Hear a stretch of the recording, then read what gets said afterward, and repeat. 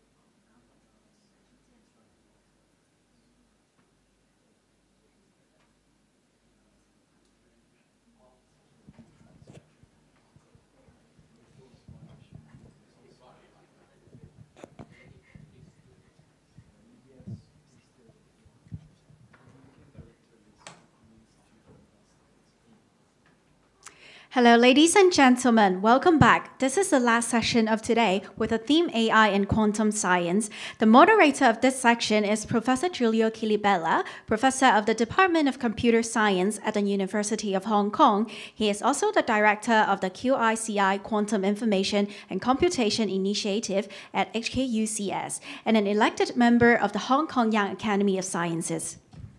Now, let's welcome Professor Chilibella to the stage, please.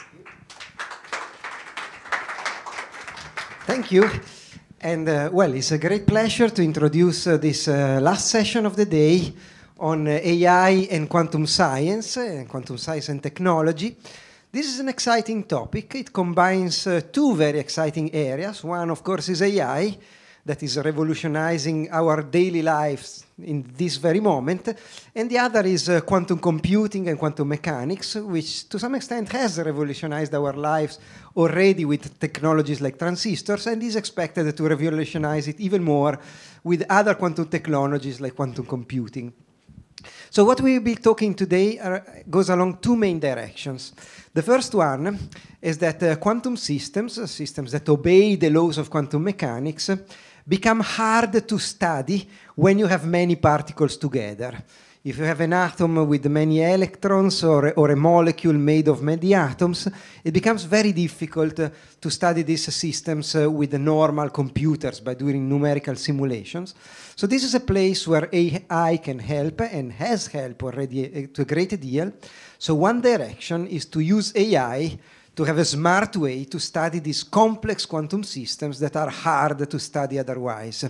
The first talk today will give us a taste of that. It will tell about the use of AI, neural network and AI systems to study chemistry. And this is one of the, in my opinion, is one of the most promising applications in the shorter term to really use AI to understand the chemical systems or chemical reactions or other properties of chemistry that are hard to study now with existing numerical methods. The other direction is, as you have heard this morning, AI systems require a lot of computational power, extremely high computational power. And one of the promises of quantum computing is to give stronger computational power for certain tasks. So the other direction is to use quantum computing as a tool for AI, so to use the power of quantum computing as a sort of fuel for AI. This is more long-term. We don't have quantum computers that can offer that type of power now, but there is some expectation along that, and therefore people have studied the development of some sort of quantum computer that execute AI tasks, and this leads to what is called quantum machine learning, and we'll have 2 talks on that in this session. All right, with all this, let's get started. I'm honored to introduce Professor Guanhua Chen, who will give the first talk of today's session. Professor Chen is a chair professor from the Department of Chemistry at the University of Hong Kong. Is also like the key figure in the quantum AI lab in Hong Kong that studies applications of AI to quantum systems. And he's also kind of local here at the Hong Kong Science and Technology Park. He's a co-founder of this Hong Kong X-Tech startup platform, which is actually based in this very building where we are now. So let me welcome Professor Chen to start with the first talk about application of AI to chemistry. Thank you. Thank you. Thank you, Julia. Okay. All right. All right. So quantum chemistry. Okay. So what is quantum chemistry? Basically, we solve the fundamental equations in quantum mechanics and try to help us solve problems, okay, to answer problems in chemistry, in material science, and so on and so forth. Okay. So we are using state-of-the-art classical computer, not quantum computer. Okay. All right. So now this is Paul Dirac. Yeah. So about a century ago, he declared that underlying physical law or the mathematical formula for the entire chemistry, okay, certainly material science, okay, were known already. Okay, the only problem, okay, was this equation, the mathematical equation, was too difficult to solve. Okay, we can solve for hydrogen atom, for instance, but for molecule, slightly more complex molecule, our century ago, there was no way to solve. Okay, so with computer, okay, this become easier, but still, it's a very difficult problem. Okay, all right. So what is this equation? This equation is this Schrödinger equation. All right. So all the quantum computing, quantum informatics information, okay, it's based on this, okay, Schrödinger equation. Well, there are 2 versions. One is this one, time-independent version, another time-dependent version. Okay. So now, for us, for chemistry, the entire chemistry actually is in this formula. Okay. This is we call it Hamiltonian. It's a mathematical operator which describes the energy. All right. And this is known, okay? And then this is the wave function. Once you know the wave function, you know everything about the system, right? The quantum mechanical properties. And this is the energy times the wave function. Oh, so in fact, it's just a partial differential equation, but coupled partial differential equation. And it turns out to be it's very difficult to solve. But why? Why it's difficult to solve? As Julia said earlier, it's a many-body problem. Okay, the electrons they interact. So this is the problem. It's a many-body problem. Okay, many-body problem is difficult to solve. Okay, so this situation changed in 1965. This Ho-Hung Kong. Okay, he and his collaborator. So they published a serious paper in 1964 and 1965. Basically, they map this many-body, Schrödinger equation, okay, onto this one-body problem. Okay, it's called a Kong-Xiang equation. By the way, Xiang was from Hong Kong. Okay, he's still alive. Okay. So this has just become one-body problem, okay?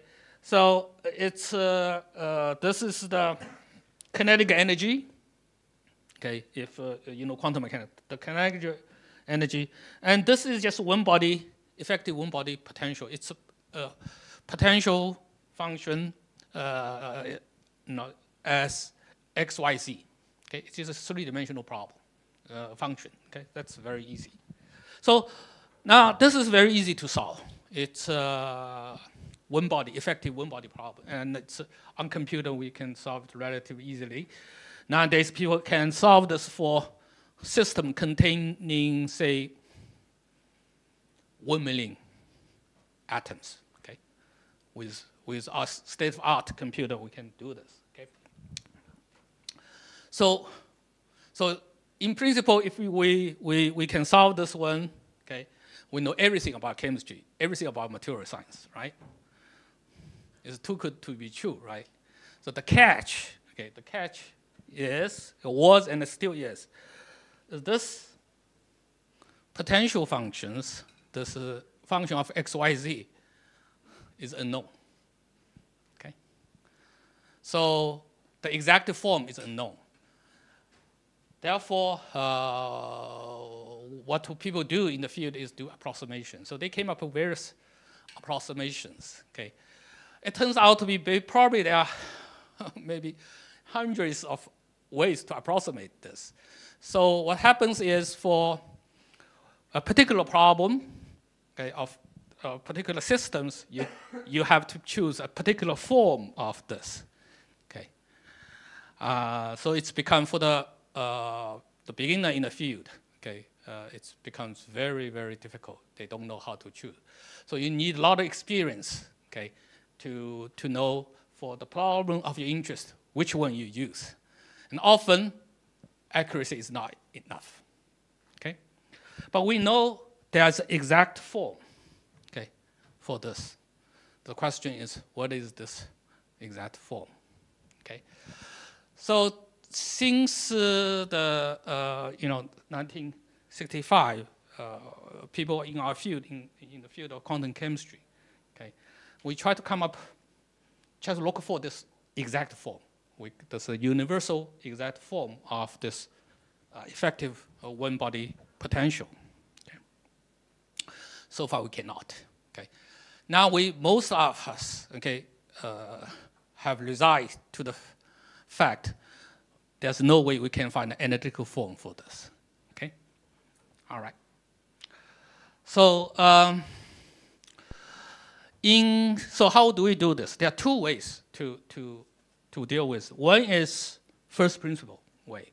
Okay, in fact, in 1966, okay, there's a group from Cambridge. They actually introduced neural nets. Okay, try to look for this, construct this effective potential. Okay, and our group. Somehow, because their paper published one paper, nobody paid any attention. So we did not know. So a few years later, we came up with a different way to do this. Okay, but this field remaining, until recent years, this field becomes hot. Okay, for instance, later on we'll tell Google actually are working on this. Another way, it's a more practical way. Okay, actually, it's called a delta learning. Okay, I will discuss this both ways to do this. Okay, all right. Now, in our field, okay, in chemistry, in quantum chemistry, the most popular form, okay, for this effective potential, it's called B3 lips. Okay. Now this somehow there's a thing called in this field called the exchange correlation energy. Okay, it's basically dealing with the many-body effects, the correlation energy. Okay, it can be expressed. They somehow came up with this form. Okay, and this is a hybrid form. It's a mix of few functional forms. Okay, and there's three mixing parameter, A0, AX, and AC. So this one actually Becky, the B, okay, Becky, a Canadian chemist, okay, theoretical chemist, came up with this form. And he said, well, this energy is a mixing of this three few terms, and there are three parameters. And this, how do you determine three parameters? He did not know. He did not know how to derive this. So then he said, as a chemist, right, being very practical, he said, okay, let's fit with experiment. Okay, so he just took, say, ionization energy for inertial gas. Okay, and from this, he fit the parameter just for initial gas. Okay, so they came up with A0, AX roughly around 0.8, 0.6, or 0.7. Then he said, okay, this parameter is universal for all molecules, for all materials. Okay? And miraculously, it works very nice. Okay? Very nicely. So then it is, because this theory, density functional theory, was developed by a physicist. It was mostly being rejected until Becky came up with this form, because it works for molecule quite well. And that's why eventually Kohn shared the Nobel Prize in chemistry in 1998. Okay. So it works well. But in principle, if you really think about this, okay, in principle, this A0 should be a functional of rho. Rho is what? Rho is the electron density. It should be. Okay? So if you write the exact form. Therefore, for different systems, electron density is different. So A0, AX, and AC, they should be different. But for B3 LIPS, for people in the field, they just, for A0, AX, AC, they fix it for different systems. So by realizing this, there should be different for different systems. Then at the time, we said, okay, we can use machine learning at the time with neural net. Okay, all we need to know is for different molecule, we came up with different value for A0, AC, and it should be right improved. Okay, all right. So this is what we did. Okay, so as it turns out to be, okay, I forgot to mention that this effective potential, okay, this one-body potential is a functional derivative of this energy, exchange correlation energy. So if you take this form, you write down the functional derivatives, you came up with two terms, okay, or many terms, but can you group in two groups, okay? And for this one, okay, this is what the people used in B3 LIP in the field, because A0, AX, AC, they're supposed to be constant, right? Does not depend on the electron density, okay? But if it's for the exact form, you have to take the functional derivative for A0, AX, and AC, okay?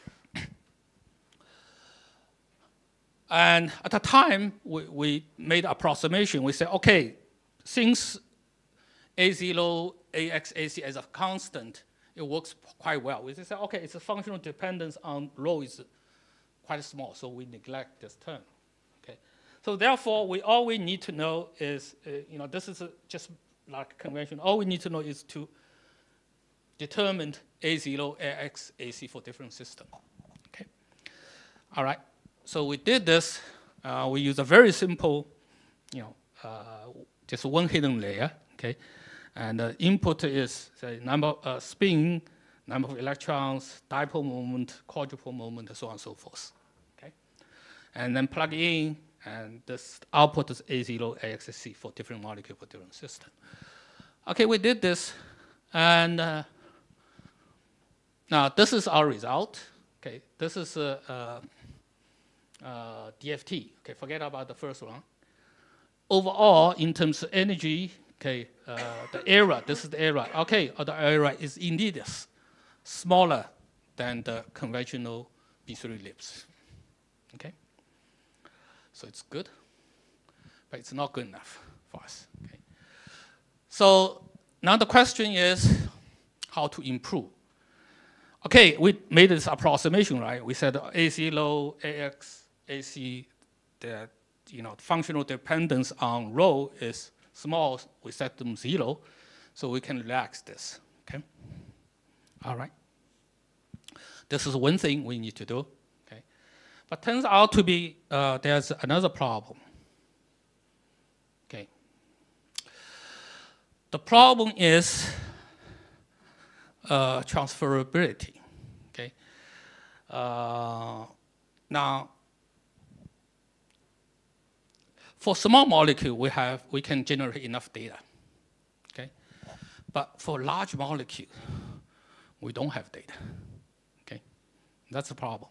So another question is whether it's possible to learn from small molecule only, then it can be applied, transfer to the large molecule. Okay, if that can be done, then it's okay. Otherwise, not. Okay.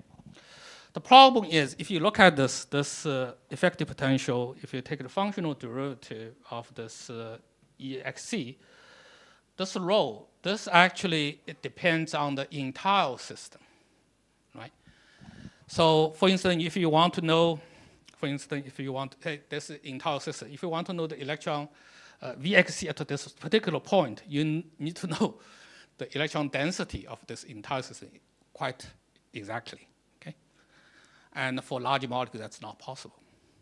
Okay, so how do we do this? So this was what I call the transferability problem. That stopped us to proceed further for many years, until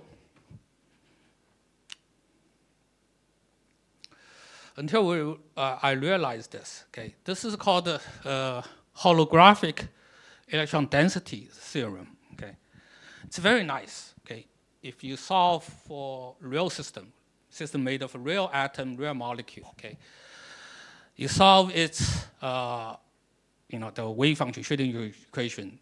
After this, you can calculate electron density, right? Electron density rho as function of x, y, z. It turns out to be, okay, this rho electron density is a real analytical function. Very, very smooth, the most smooth function you can have. Okay, that it means if you know the electron density at small volume, in principle, you know electron density of the entire system. Okay, all right. So therefore, in principle, now in previously, if you want to know the electron, for instance, as I said, the VXC at this particular point, right? You need to know the electron density input from entire system, entire lecture room. Now we don't. We only need to know the electron density around this small volume, not the entire system. Okay. Okay. This solves the transferability problem. Okay. All right. With this realization, we came up. We decided to try this again. Okay. So we use the convolutional neural net.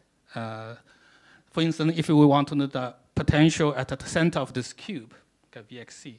So what we input is a electron density around this cube, around this center. It's a small cube. We also you take the partial derivatives, okay, and then we have two layers of convolutions. Eventually, we have this fully connected neural net. The output is this VXC at the center of the cube. All right, and we did this, for so how do we know the electron density, right? How do we get the information? We use very accurate method. In fact, for smaller molecule, we can solve this very, very accurately. For instance, we're using couple cluster, CCSDT. Okay, You can use quantum Monte Carlo. Okay, there are many ways to do this. Okay, and for the target VXC, in fact, once the electron density is known, there are way to calculate, okay, the VXC quite accurately. Okay, so for small molecule, we can get all the data, all right, all sorts of data. Okay, all right. Now, the large molecule actually is made of fragment of small molecule, right? That's the idea. Okay. So these are the results. Okay. Now for in a view of time, okay, basically for quite few atoms, for organic atoms, for waters, and okay, now we can do much better than B3-lip. Okay, B3-lip or all sorts of DFT method. There has one problem when the bond dissociate. Okay, it's often the dissociation limit is incorrect. Okay, it's wrong, and we can do this correctly. Okay. Now, this is a paper published by DeepMind. Okay, right? They now came up AlphaFold 3. Right? They actually work on a similar problem. Okay, they try to use deep learning to construct the exchange correlation potential.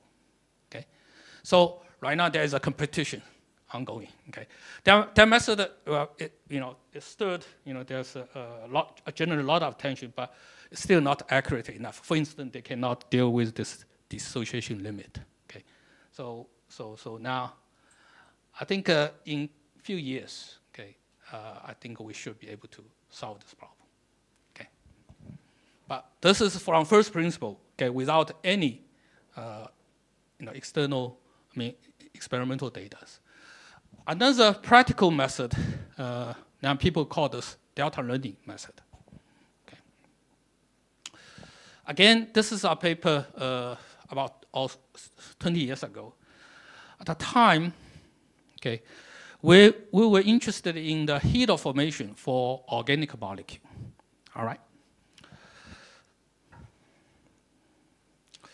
Now, this is the experiment. This is a B3-lip result, okay, DFT result. Now, if they were to agree perfectly, the deadline, all the data should fall on this diagonal line, okay? They're not.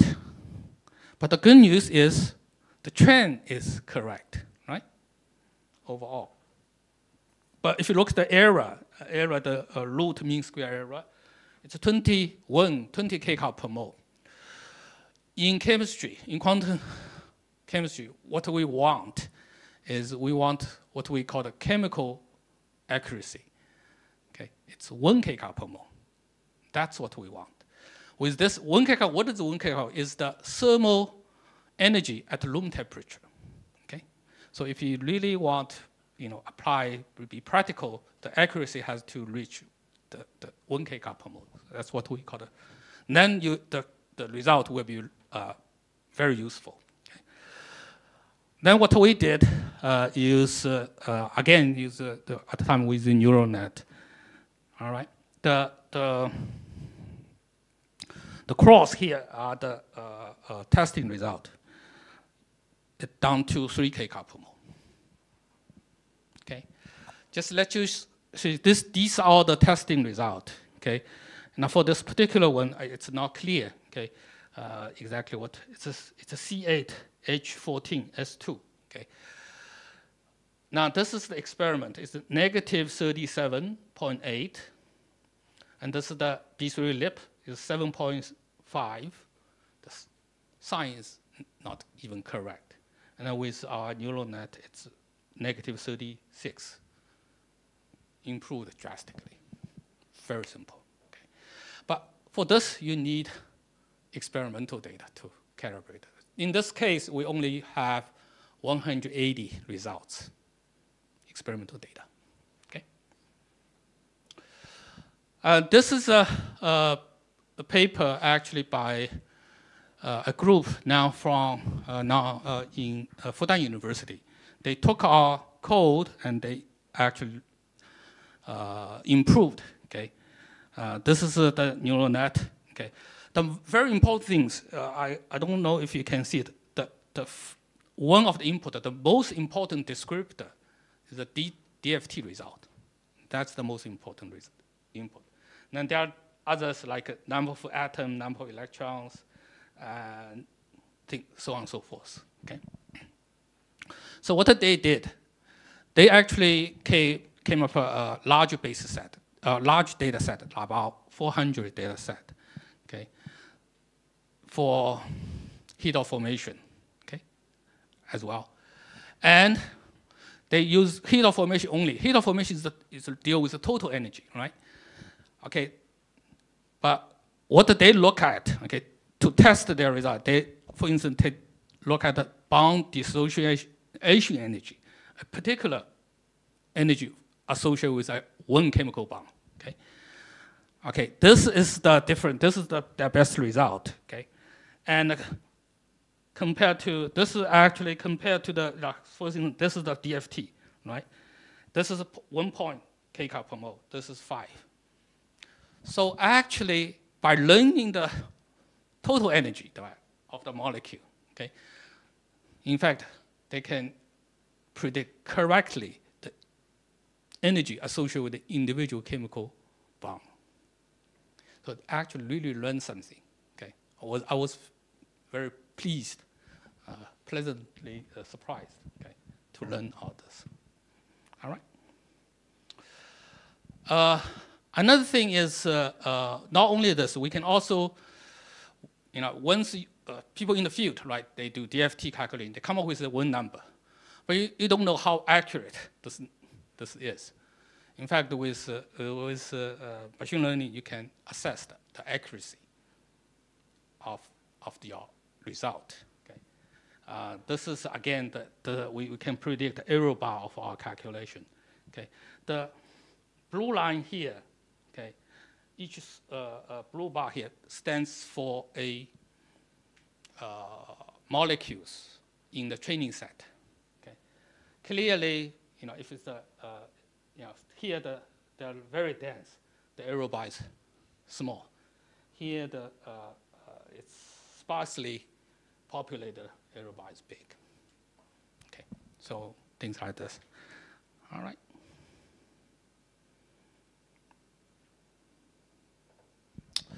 So why, delta learning works? Okay, because once you do this DFT or first principle calculation, if you do it right, every time you get the same result.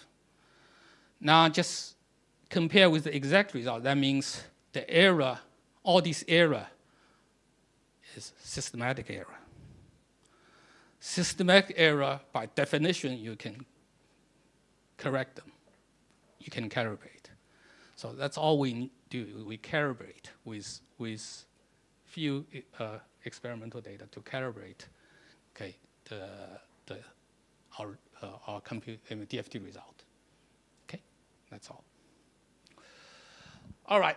Before I finish, I want to discuss briefly another issue for DFT, first principle calculation. I talked about accuracy. Another thing is the efficiency, right? DFT, while it's simple to solve, it's a one electron, one body problem. It's easy to solve, but still, it takes time. Okay, often the practitioner in the field, you find for complex molecule, the convergence is a problem, could be a problem. Okay, right? So still, the efficiency can be a problem. Okay, it still takes time, but this problem actually is largely solved. Okay, so I want to discuss just briefly. Okay, this is starting from a paper in 2007. Okay, basically they use a neural net to construct potential surface. Okay, and with this technique developed, now what people can do is, for instance, they do first principle molecular dynamics. what they need is first maybe few picosecond. Okay, they do first principle calculation. Okay, then for the rest of them, they don't need to solve this first principle DFT equation anymore. They just from the structures, they can learn the force on individual atoms, then they can carry on the dynamics. Okay, so this actually is becoming quite routine. Okay, so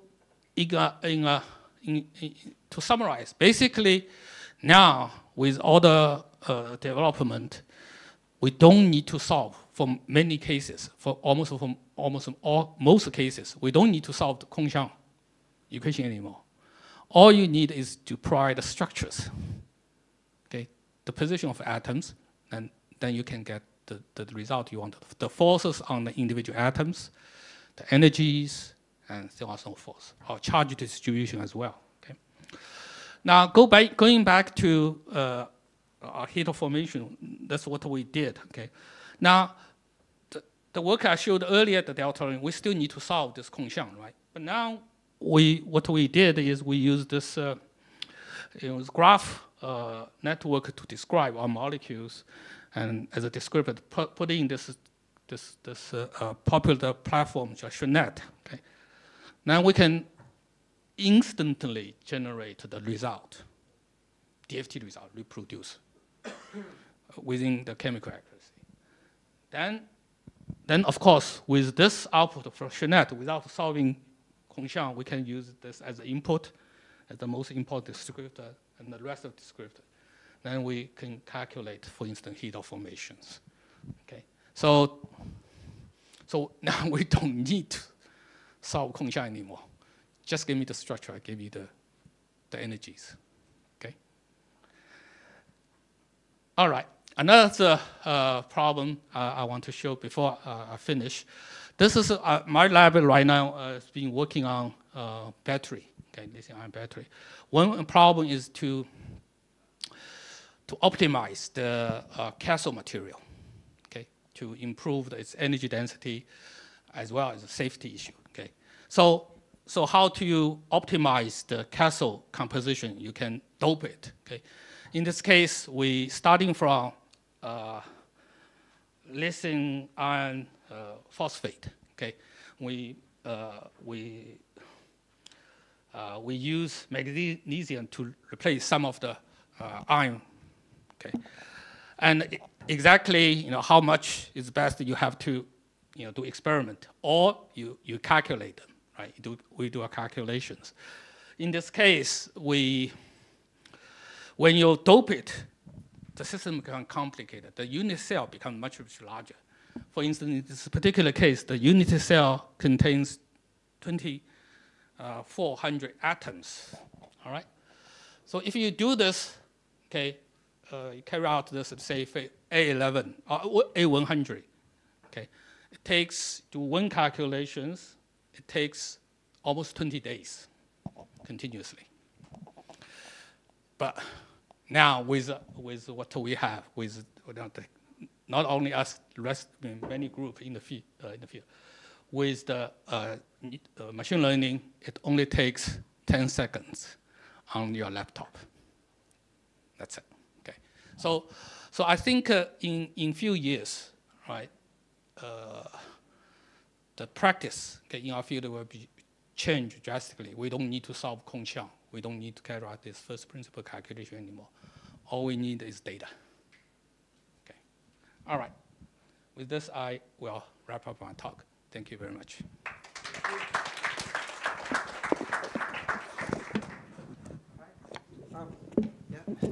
Thank you, Professor Chen, for the very interesting and informative talk. Is there any question? Yes. Yeah, thanks, Professor Chen. Very nice talk. And I have a question about the neural network. Actually, I want to know that how do you guys determine the inputs of the neural network? I mean, the feature engineering. I know it's from the structure, but how do you determine the real thing? Basically, we need to know the position of each atoms, and then the connections, whether there's a chemical bond. So it's with graph network. Okay, so you use a graph structure to represent. That's right. So well, there are other ways to do it because for this Chenet, that we use graph. But for other method, for heat of formation or early work, what we need is the input is first for delta learning. The most important one is the result coming from DFT or similar accuracy. Okay, then we need how many for molecule, how many hydrogen atoms in the system, how many carbon, how many oxygen, things and so on and so forth, and as well as its spin state, things like this. Thanks. The second question is about that because that now we have you guys sorry, have the. Maybe since you are a bit over time, maybe we can have these questions in the panel sessions later, so we can so that we don't go too much over time now. All right. So keep it for the panel section. We'll have it at the end of this section. Thank you. All right. So the next talk will be by Professor Oscar Dahlsten. From the City University of Hong Kong. Well, it's a pleasure to introduce an old friend of mine. We know each other for more than 15 years, I guess, when Professor Dahlsten was working at the ETH in Zurich, in Switzerland. He has been before in Oxford University and in Imperial College, London. And he has done very interesting works on the thermodynamics and in quantum mechanics, and also introduced one of the first models of quantum neural networks, which we'll have the chance to hear right now in the talk. So let's welcome Professor Dahlsten. Thank you very much, Giulio. Thank you for having me. Thank you for being here, everybody, to listen. So please do ask questions during the talk or after if anything is unclear. I guess we have a very diverse audience. I know that I see some people who really know quantum theory, but I did not assume that you know quantum theory. I assumed more that you are experts in some type of engineering, and some of you may be more on the business side. So I tried to put in a lot of slides that do not assume quantum theory. So it's about quantum machine learning, algorithms, applications, and implementations, right? So here is a description a bit about what the title means. So we call information processing quantum when it involves hardware that is in a quantum superposition of different states. A quantum superposition is similar to a probabilistic combination, but it's subtly different. So here's an example. We say that a photon is in a superposition of two paths. So here, the photon will come here, and then it has two paths. It could go through the glass, or it could be reflected, right? And we say that it's in a superposition. I will show in a moment why it's different from a probabilistic combination. So what happens is that these beam splitters are 50-50. Okay?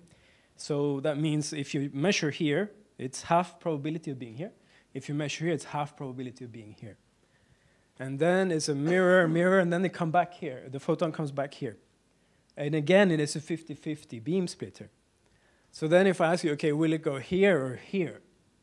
I think you would say, oh, it's 50-50. Right? Because first it can take this path or that path 50-50, and then again we have 50-50 splitting. So it looks like it should be 50-50. But actually here, it's not, even though it's 50-50 probability of the path, it's a superposition of paths. And then actually something very different will happen. So let's see if this...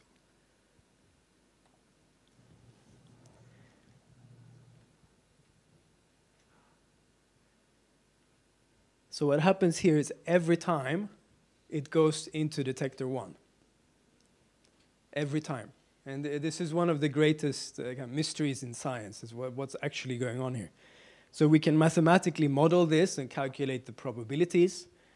but we cannot tell you a good story about reality, about what's actually happening here. We just saw this weird drawing of the photon kind of taking two paths at the same time. But we don't have a clear picture, actually, of what's happening in between here. So that's a quick idea of what quantum superposition means.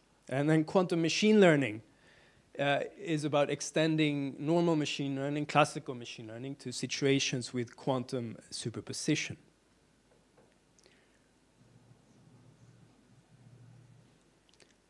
So I will spend quite a lot of time giving a soft introduction to quantum machine learning, and then take the opportunity to give some key points from our work on quantum machine learning. So first, quantum machine learning. So machine learning has proven powerful for classical, for normal, non-quantum technology, right? And there is an expectation that the next generation of hardware will be quantum, so you can have superposition. And here's a quote by somebody who now has the Nobel Prize, Anton Zeilinger. He says, "It's my strong belief that within a few decades from now, all of our future ICT will be quantum. There's no fundamental reason why it should not be." And here is because many of you will know that mainland China is very ambitious in quantum technology.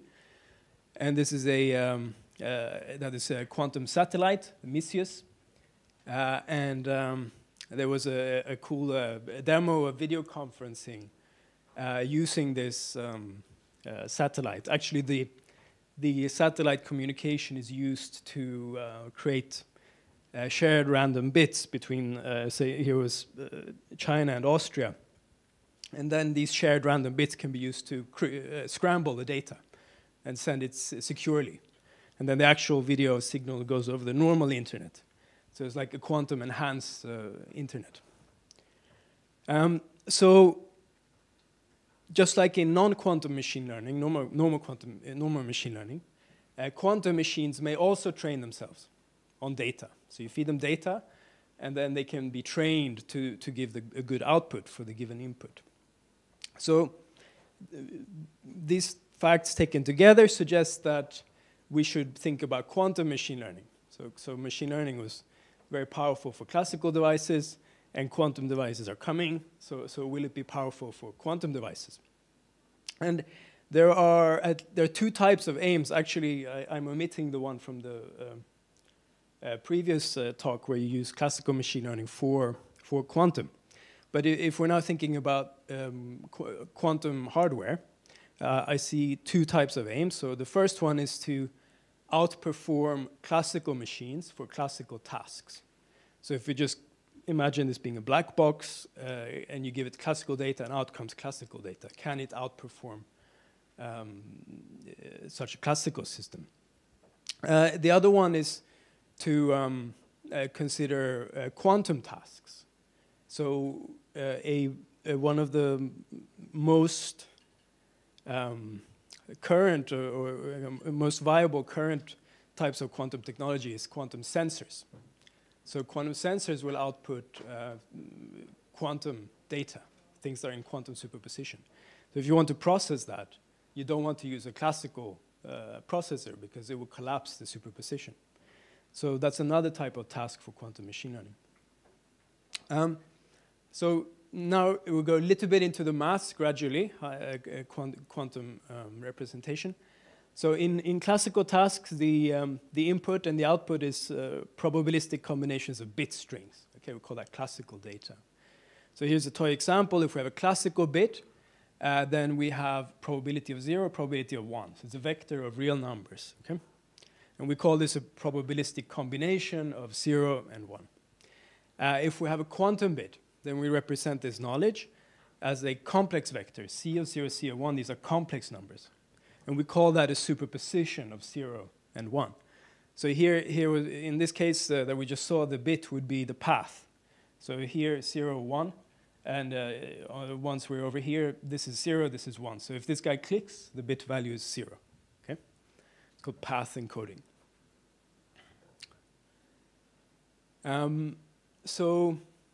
like I said, the knowledge of a quantum bit is represented as this complex vector.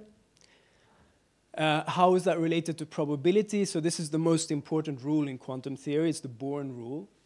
That if we measure if it's 0 or 1, the outcome probabilities are the mod squared of these numbers. So P of 0 is C0 mod squared, P of 1 is C1 mod squared. Then you will see this notation, which is the vectors. So you know vectors can be written with an arrow, an underline, or like this. Okay? So we usually use that in quantum theory. And we often use Greek letters to represent the state. So it looks intimidating, but it's actually very simple, right? So we have this psi, and that will represent a vector like this, just with complex numbers. And then we can decompose that into two parts. So we can say it's C of 0 times 1, 0 plus C of 1 times 0, 1. And then because this one means we have probability 1 of 0, and this one means we have probability 1 of 1, we call this one the 0 vector, and this one the 1 vector. So we write it as C of 0 and C of 1 of 1. And that's a superposition of 0 and 1. Yeah, just a quick description of this image. So if it's here, it's a 1, if we get a click here. And the probability of, if the state here is, if that's the state at this point, then the probability of getting a click here is C1 mod squared. Okay, do ask if you have questions, and I apologize to those who already know this part. The evolution, the time evolution of the quantum state is modeled as evolving the state vector. This is the vector via a complex matrix. So you change the vector into a new matrix vector by hitting it by a matrix. So psi comes in, this line means it's a qubit. Goes through U, and this is like the machine is working. Okay, things are moving around, changing. Then the output is U psi. And then in quantum machine learning, it's often this U that is being tuned during the training. So there are many possible evolutions, and there will be some knobs that the experimentalist can control. And then to get the machine to do what you want it to do, you tune the knobs that control this U.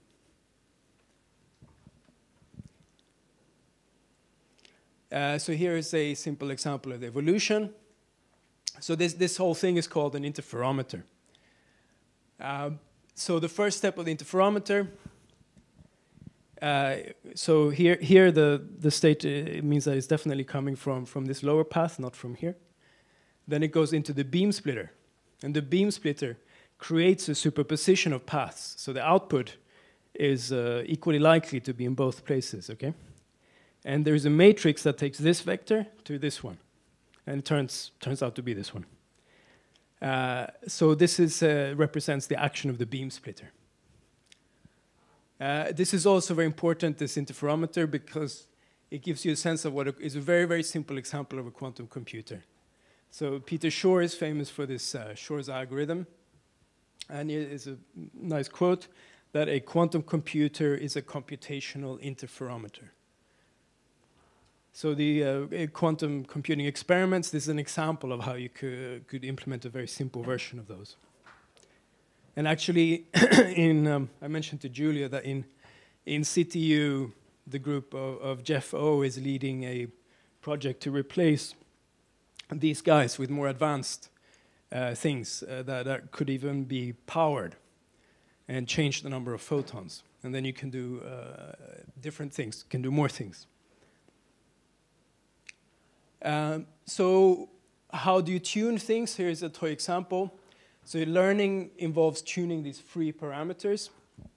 So now imagine that you put in a plate here called a phase shifter. So this will change the state of the light. And it will impact these probabilities here later. This could be, the free parameter could in principle be like the thickness of this phase shifter. But in a common and a real example that is done both in CTU and in PolyU in a group, for example, is that you have a temperature control, a localized temperature control. So there's a kind of piece of glass that guides the light.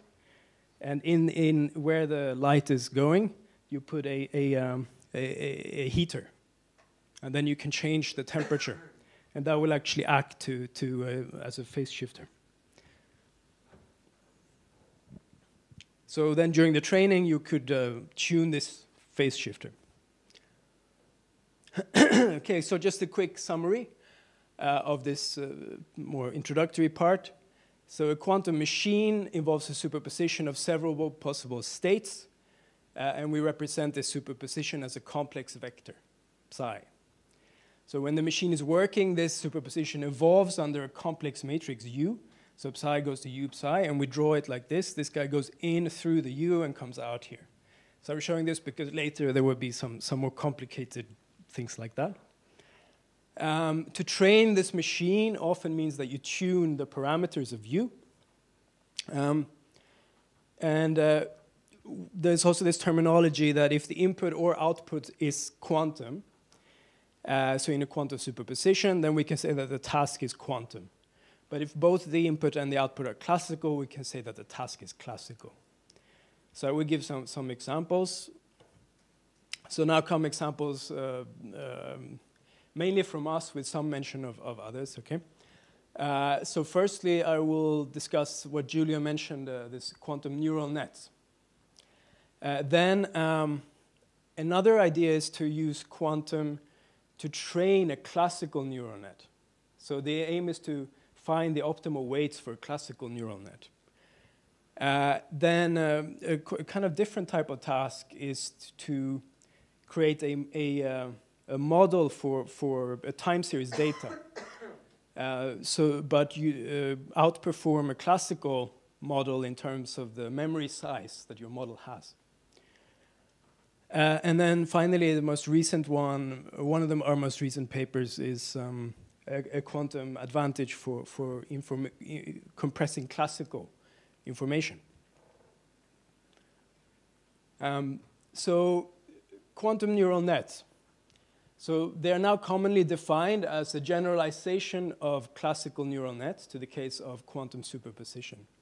So here's a very simplified description of classical neural nets. I know many of you are experts, but I will say it anyway. So classical neural nets can be viewed as nets of tunable logical gates. So logical gates that have some inputs and outputs that are zeros and ones, right? And we can call these logical gates artificial neurons. So here's a very simple example, is that we have inputs in 1, in 2, and free parameters called weights, W1, W2. And the in 1, in 2, and the out value here are bits, but usually these W1 and W2 are often real numbers. And in this case, you usually have some kind of rule that you have to take a weighted sum of these inputs using the weights. And then depending on the value of this, you will either output a 1 or a 0. So for a simple version is that you say if it's more than 0.5, this weighted sum, then you output 1. Otherwise, you output 0. So, and these neurons, so there are many of them, and they're connected into networks. So you take the output of one neuron and you send it to several others. Training means that you're tuning these weights until the neural net gives the right output on the training data, basically. So we did this paper in 2016 called Quantum Generalizations of Feed-Forward Neural Nets. So we defined quantum neurons as tunable unitaries. We described a way to connect them into networks and to tune them, and with an application to 2 tasks. So by the way, this is the paper, Quantum Generalizations of Feed-Forward Neural Nets, in NPJ-QI. Oh yeah, and I should mention here that there was a review that we used as a reference to earlier work. And actually at that point when we wrote this paper, this review was arguing that maybe it's not really possible to define quantum neural nets. But now it's quite common, actually. There's a lot of work on quantum neural nets. So the first one is, it was mentioned earlier today once or twice, autoencoders, right? So autoencoders, they find encodings of the data from some source. So there's some fixed source feeding this data to the autoencoder, and it will learn to encode it onto fewer bits. And these are widely used in classical machine learning. So here is the input. It's a very simplified drawing, of course, it's much more complicated. And then this is on some large number of bits, and then you pass it through a bottleneck, a layer with like very small number of neurons, a smaller number of neurons. And then you expand it back again. So why do you do that? Well, if the network can manage to make the output equal to the input for all the inputs, that means that it's managed to compress the data reversibly through the bottleneck, right? So you tune all these weights until you have a good enough performance in terms of the output equals to the input. And then you can remove this part later, the decoder, the thing that expands the data back. And now you have a compressor. And you can also get the data back if you want by using this part. So we define quantum versions of this in terms of tunable unitaries. So then you can, for example, if you have data in a quantum superposition, hidden in the superposition, then you can compress it, which you couldn't do with a classical autoencoder, because it would collapse the superposition. And here I should mention that there is, so when we put this paper out, then we got emailed straight away from this Ananas Peruguzic, and they had done something also on quantum autoencoders. So it's independent work that just appeared like 2 weeks after our paper on the archive. And they have done many follow-up papers also on autoencoders. And this is maybe the first experimental implementation by Nora Tischler in Australia. Then another application, which I found fun. I don't know how useful it is. So this was inspired by somebody showed a paper from DeepMind, right? And then DeepMind had this amazing video going around where their neural net plays a video game, an Atari video game. So I thought we should, okay, if we're doing quantum neural nets, we should find something analogous. What is a quantum analog of this? And then there's this thing called teleportation, right? So in teleportation, you get an input state coming in to Alice. And then Bob and Alice cooperate. And the aim is to get this state from Alice over to Bob. So Alice gets fed this, that's the game, is like Alice gets fed this state, and she is allowed to send only 2 classical bits to Bob. So these are the unitaries. This is a neuron. So the basic neuron has 2 inputs here and then 1 extra, which is like a default bit that we need. Then this is the output of the neuron coming out here. But when Alice sends stuff to Bob, it gets decohered, so the superposition disappears. So D for decohered. Alice and Bob also get given an input state that they share, an entangled state. And then the aim is for them to figure out how to get this state from here to here. But they can only send 2 classical bits. And the quantum state is composed of 2 continuous real parameters. So they really cannot just send the state across, right? And then if you do this training, tune the parameters, it learns to do it. So basically, it figures out how to unitaries that will succeed in doing the teleportation. And there's a much more sophisticated scheme by Baidu that maybe you're more familiar with because he has worked there.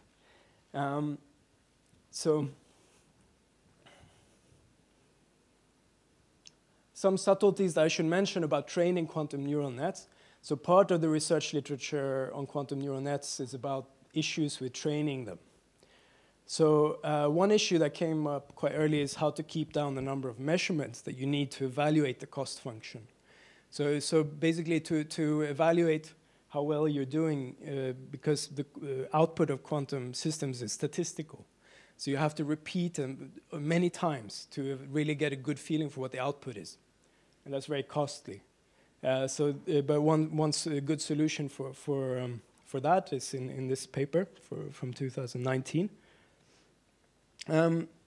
And then it's an important subtlety is that there's a claim that gradient descent minimization should generally fail for large quantum neural nets. So the gradient descent, I think many of you have some sense of what this is, right? So in our case is that we have the unitary depends on some classical parameters, theta, like the temperatures for the optical thing, the heaters. Then for a given set of parameters, like in this case just theta 1, theta 2, you have a certain cost value, right? You don't see this, but you can sample it. And so for example, if you start with the random parameters, maybe you're here, and then in every step you go in the direction of decreasing cost function, and then you will get to a lower cost function, right? But the claim is that very often you have regimes where it's kind of flat. You have a vanishing gradient. This can be an issue. I don't think we have fully resolved a general method for avoiding that. So that was quantum neural nets, but now I mentioned that I would say something on quantum training of classical neural nets. So somebody mentioned, I think in the first talk today, binary neural nets. So for this, what they call was also mentioned, edge computing, the idea of doing, for example, if you have a camera, doing facial recognition or something that initially maybe you let the camera do some of the processing and only send some part of the data into the network, to the cloud. And for that, it's engineers say that binary neural nets are very useful in terms of hardware, that they're simple to implement in terms of hardware. And they're also simple to do theoretical analysis for, so we chose binary neural nets. So here, this may look intimidating now, but basically you remember these are the unitaries, and we have lines representing qubits. The main point I want you to notice is that here is a superposition of different weights. So the idea is you put in a superposition of different weights. It goes through the unitary, representing the neuron, and this is the thing that we want to. This is the classical binary neural net, basically, but represented as a unitary. And then we basically want to train it in such a way that the good weights become more likely. So we put in a input and a desired output. And then we compare the output of the neuron with the desired output, which is here and here. And if they match, we add a little complex number called a phase. And some of you will be aware that then you can do, once you have this kind of state, you can essentially do something called a quantum search, which will gradually increase the value of the ones that have a minus. If this thing is basically -1, so e to the I pi, and then you do this procedure called quantum search, and it will single out the good ones, the ones that have -1. So we put the weights in a superposition, and then this oracle adds the phase, and then this part is maybe technical. I skipped that point. And the key thing is that this provably finds the best weight string faster than classical brute force. So it's better than doing a brute force classical search in terms of how quickly it finds it. It's not necessarily better than gradient descent, but it's guaranteed to find the correct, the best weight string. And the speed up is that instead of, for classical brute force, you would have the number of weight state times the number of input states, but instead one of those numbers becomes the square root, so the number of weight states square rooted times the number of input states. So that's one general kind of thing that one can do with quantum, is to train classical things better. And then a recent paper is quantum advantage for classical information compression. So we created a quantum speed up for information compression via something called a hidden subgroup algorithm. So that you've probably not heard of that. It's a generalization of something called the Shor's algorithm. And it's a very dramatic speed up, so that's the good news. Classical computers cannot replicate the speed up unless they can also basically do Shor's algorithm, which at the moment most people believe that they cannot, but it's not proven. So okay, Probably the classical computers cannot replicate this performance. But the bad news is that the method works only for data with specific symmetries, because we use this hidden subgroup algorithm, which works for certain data with certain symmetries. And then a subtlety for the experts to note is that unlike normal autoencoders, we have to do for this to work, we have to do some repeated sampling. So feed the data through the quantum part several times, and then collect the data, and then do classical post-processing. So that's in this archive paper, which is also with Mengfei, that used to work with Giulio, and with somebody from HiSilicon. This is a collaboration with HiSilicon, which is a branch of Huawei. So here is the graph just showing the error of the compressor. So we compared it with the classical autoencoder. This is not a huge sample. It's like 16 qubits or something. So it's not, it's difficult to simulate big quantum computers. But the key point is basically that quantum one has 0 error and the classical one has error.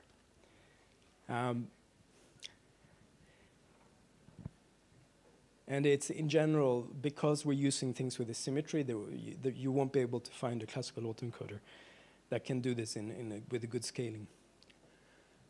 Finally, I mentioned this time series modeling. I will just very quickly mention that. So suppose you want to simulate a time series of data, like x0, x1, x2. For example, the weather, like the wind and the temperature at different places. Then Emile Go, who's in NTU in Singapore, and others, they showed that quantum systems can frequently simulate classical time series with smaller memory. So the ideal classical model has some memory space, and then it outputs some value of the time series, and then the memory may update and go to the next one, get a new update, x1, and so on. It keeps going like that.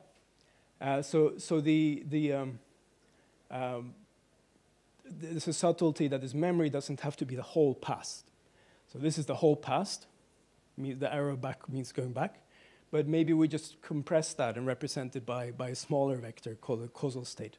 And that's all that we need to store in the classical case. Now, in the quantum case, instead of this being classical, we have superposition. So we have a quantum system, and then we have a unitary, and the unitary outputs something. Okay? There may be noise here as well. And then you can use Born's rule, which ends up looking like this, to get the probabilities. And basically, the claim is that these guys can be better in terms of the size of the memory. So in this, that was known before this paper. In this paper, we tune the unitaries to find quantum models. So it's like a machine learning approach to find models. And the difficult part, most difficult part, was actually to find an analytical bound on the classical model, so that we can really say whether we beat it. And then we found a way of doing that, of putting a bound on the classical performance. And then we implemented it on one of these quantum cloud IBM machines, which is noisy. And then we found, it's a very small difference in distortion. So it's not an amazing difference in distortion, but it's a provable quantum advantage in current real devices. So we have, this is the error, the best possible classical. Actually, we don't know if it's possible, but it's a bound on the best. It could be that the classical ones are up here. This is our bound. This is what we get in the quantum IBM cloud experiment. And this is the ideal that we should get if there was a perfect kind of quantum implementation. Okay. So quantum machine learning extends machine learning to scenarios with quantum superposition.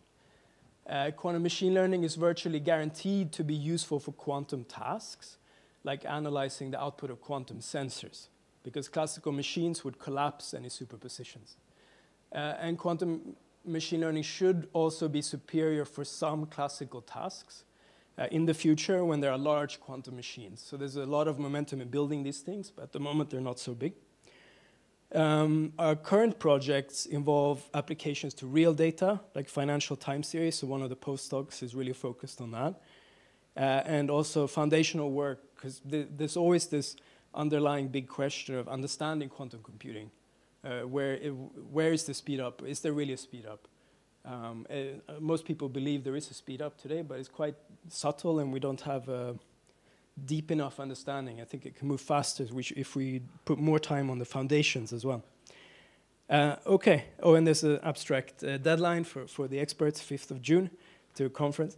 And if you want to contact me, feel most free. Here's my email. Okay, thank you.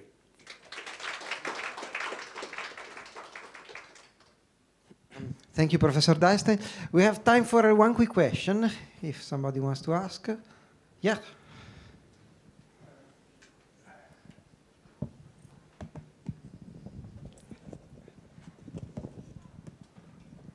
Thank you, Oscar, for the talk. It seems like quantum computers mainly rely on the property of quantum superposition and interference. Does it ever make use of entanglement? So, for sure, when you look at a multi-qubit quantum computing algorithm, there will be a lot of entanglement involved. And sometimes people say things like, oh, it's because of entanglement. But it's quite subtle to say that the power of quantum computing is from one particular thing like that. And for example, like there's a counter-example to the idea that entanglement is the crucial ingredient, which is this special set of states called stabilizer states, and this was in my PhD, we showed that most stabilizer states are close to maximally entangled.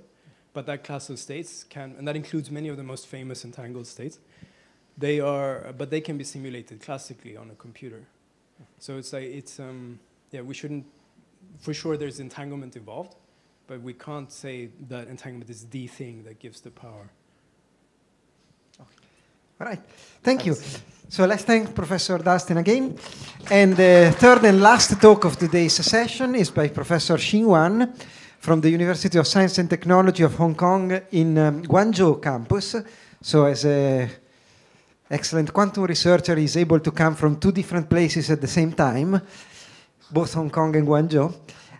He has done very important works on quantum communication systems, the study of communication using quantum particles, and on quantum algorithms. Today we will hear more about the algorithmic part and the relation with machine learning and quantum machine learning. So let's welcome Professor Wang again. Yeah. Thanks, Julio, for the very nice introduction, and I also thanks the organizers for organizing this very nice summit. Okay, so currently, as Julio introduced, last year I joined the Hong Kong University of Science and Technology at Guangzhou, okay, the new campus, and I'm doing quantum, and I'm from the thrust of AI. Okay, so I think that's a good fit of the conference today. Okay, so and also this is a very new university and with a very fashion style. So you are very welcome to visit our new university. So as most of the talks today mentioned, this kind of generative AI, actually for generative AI, actually there are three very important components, right? One is the data, and two is the algorithm. You need a good algorithm to utilize the features of the data, and the third one is the computational power. Okay, because of the developments of these three components, we enter the era of this kind of generative AI. Okay, and also for the data, actually the data is increasing exponentially fast, right? Everyone use a mobile phone and PC and whatever. Anyway, the data grows very fast. However, the computational power does not go that fast very well due to some limit of the chip manufacturing. Okay, so also you can feel this like, when you buy classical personal computer, you find, okay, the nanometers is kind of stop developing recently. Okay, so this is a limit. And the strong bottlenecks in, you know, computational power comes from this fact. And also, it's because some of the reason is quantum, you know. When you go to this very small scale, there are quantum effects. And this is somehow one of the bottleneck of chip design. Okay. And as the older things like the guard close the door, but it opens window. And somehow I want to deliver the message is quantum computing may be one of that window. Okay. So how to address the limitations of, you know, computational power in this digital age? There are three potential ways. As mentioned, one is, you know, like one of the talk in the morning, you can try to continuously improve your hardware efficiency, right? Even though the chip, the scale is 2 nanometers, you can still improve the structure, the architecture, okay? And the second one is, you know, you can continuously improve your AI algorithms. And the third one is maybe you can try a new paradigm of computing, like quantum computing, okay? And this talk mainly focuses on quantum computing. So also some a little bit more background. So the second quantum revolution is quantum computing. Like the first one is the establishment of quantum mechanics. Okay, and quantum computing is the, you know, the combination of quantum mechanics and computer science. Okay, so it mainly used, you know, as some. Just ask what the features are used in quantum computing. There are mainly three, okay, like superposition, entanglement, and interference. And actually, there are many applications of this kind of quantum technologies like quantum computing, quantum communication, quantum cryptography, and also quantum metrology. Okay, all these are very promising applications.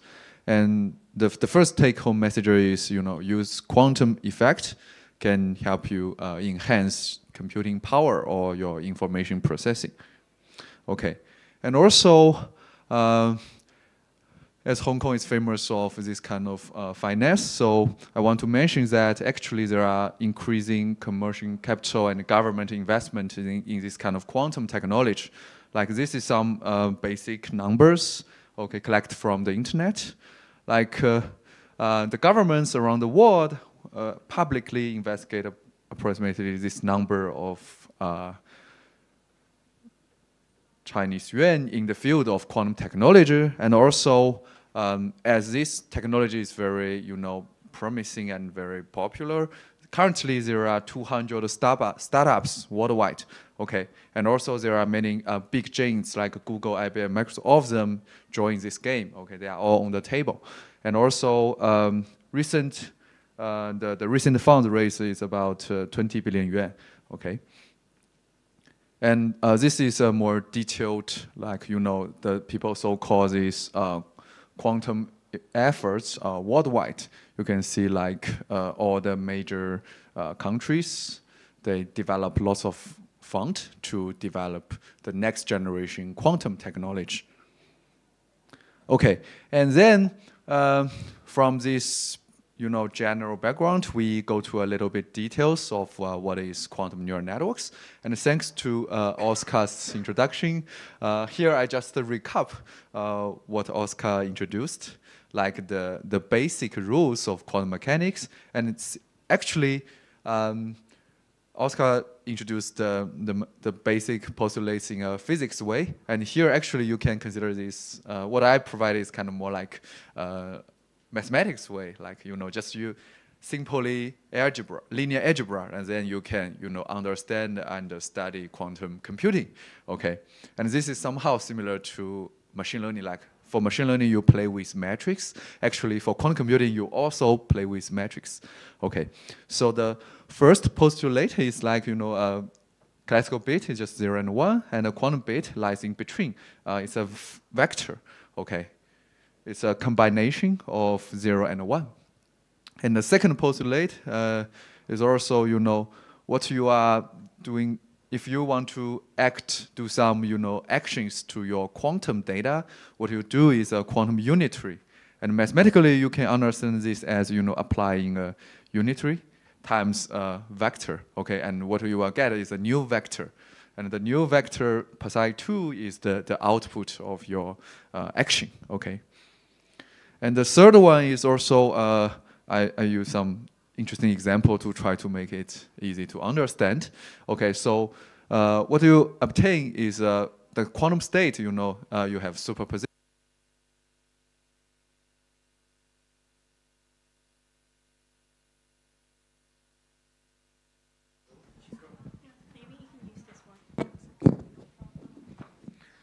So as we are human, when we need to extract classical information from the quantum system, what we need is a measurement.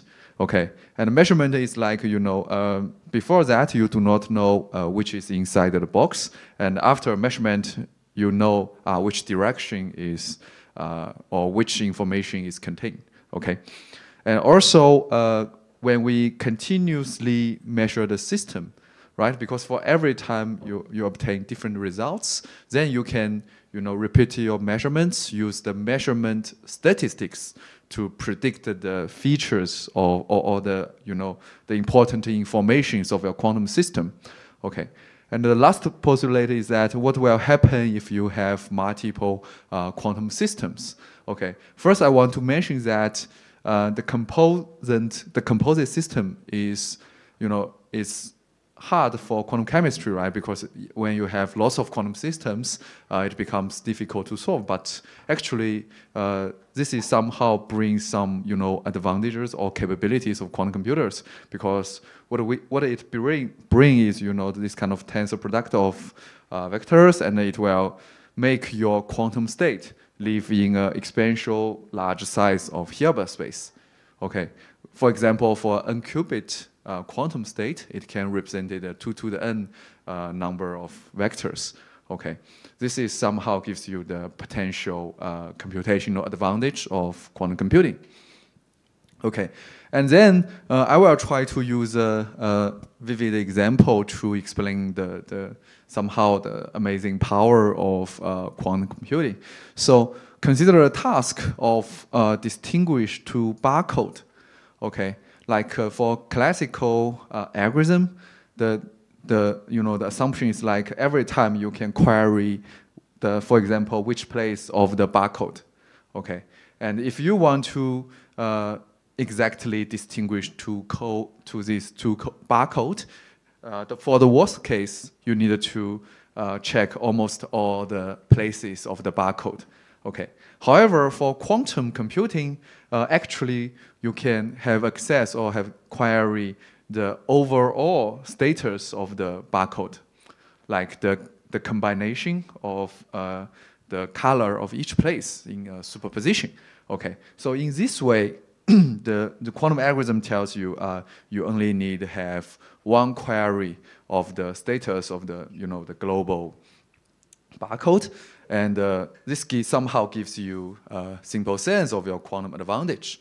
And I will try to explain this in a more general way. It's like when you read books, the classical way of reading books is to read the book page by page. Okay. And for quantum computing or quantum information processing, it read the book, all of the pages of the book coherently, okay, to gather the information. That is the so-called quantum parallelism, and this is the starting point or the the intuition of many famous quantum algorithms like Deutsch-Jorza and the Shor's algorithm.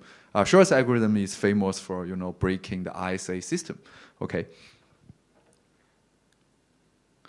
And currently, I also want to mention why people are very excited and also think the quantum computing is very promising. It's because the fast development of quantum hardware. Actually, when I was a PhD, the number of qubits that is available is about 2 qubit. I don't know what is Julio's case, maybe 1 qubit. And repeatedly, I think for like 3 years ago, the number goes to 50 qubits. By Google, they show the quantum supremacy, which is some mathematical task. Quantum computer can do it efficiently, but for supercomputer, it takes lots of time. Okay, and recently the number goes to several hundreds, which means currently in the on Earth, the best quantum devices people can control contains qubits of like I think IBM claimed 400, and the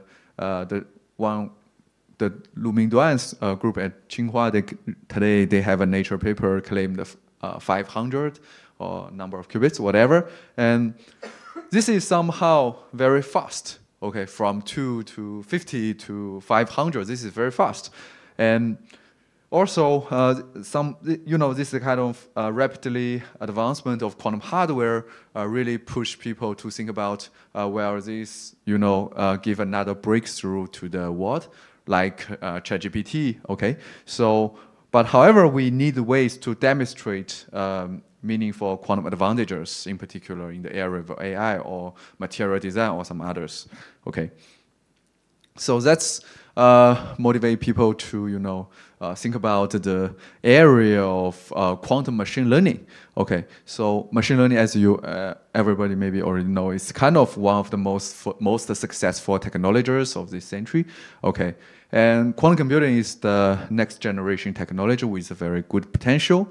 So there are actually many both fundamental and practical questions to think about. Okay, so one is what is the boundaries of machine learning if you process your information under the rule of quantum mechanics? Okay, and another is how to enable quantum computers to empower machine learning. Okay, and also how can machine learning advance quantum?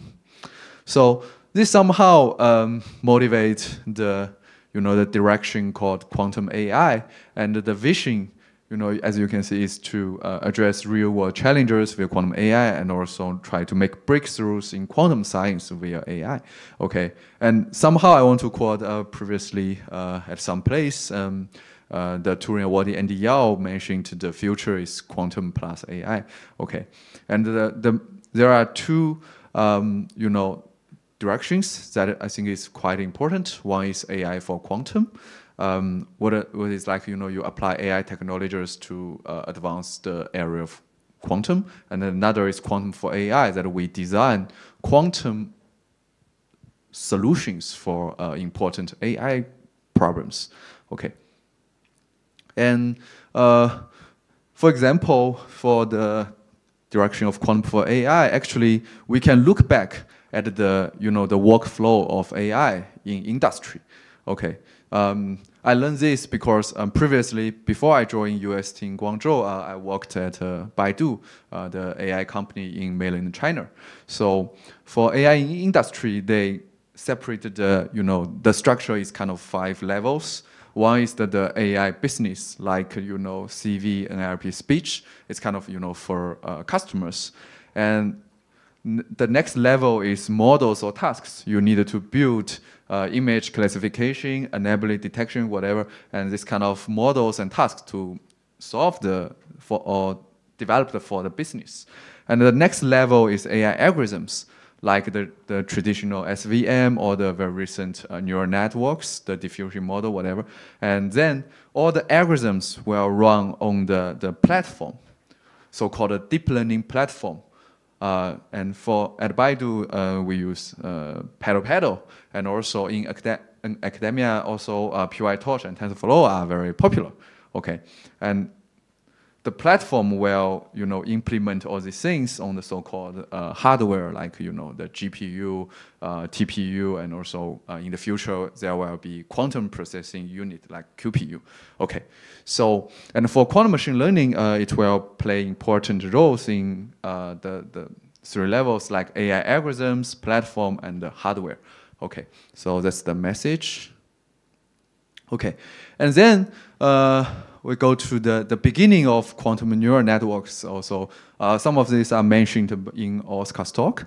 So actually, I think there are 2 points of this beginning. Okay, one is that people recognize current quantum devices, mainly noisy, just some small level computers, quantum computers, and the building blocks are single qubit rotation gates and some fixed 2-qubit gates.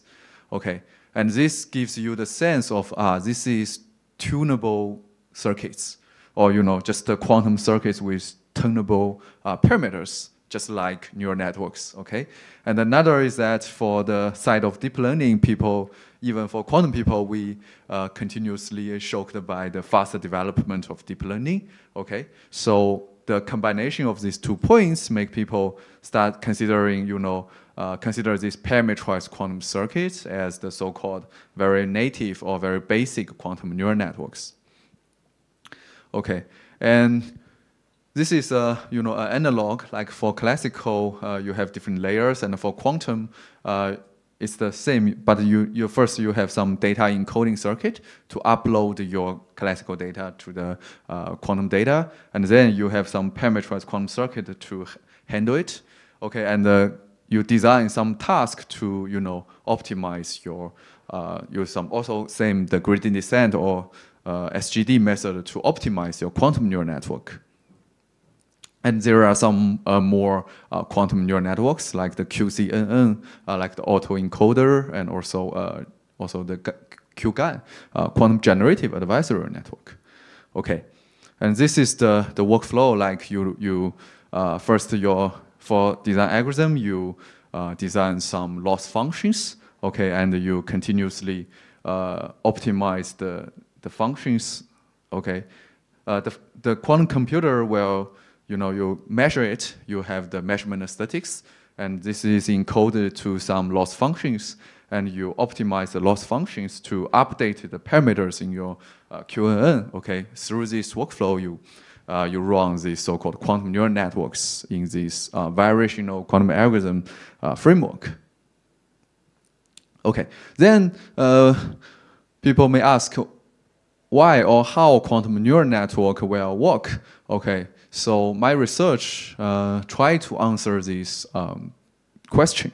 Okay, so but before that, we recall that actually for supervised learning, you are just try to find some functions that fit the data very well, right? Fit the label or fit the prediction very well. They are just functions. And with good generalization performance on the unseen data, this is supervised learning. Okay, and the classical deep neural network can simulate any functions very well. This is so-called universal approximate theorem. Okay, and for example, if you want to simulate any difficult functions, okay, you just put your neural network wide and deep. Definitely, you can approximate. Okay, and then the question is, how can quantum neural networks approximate functions?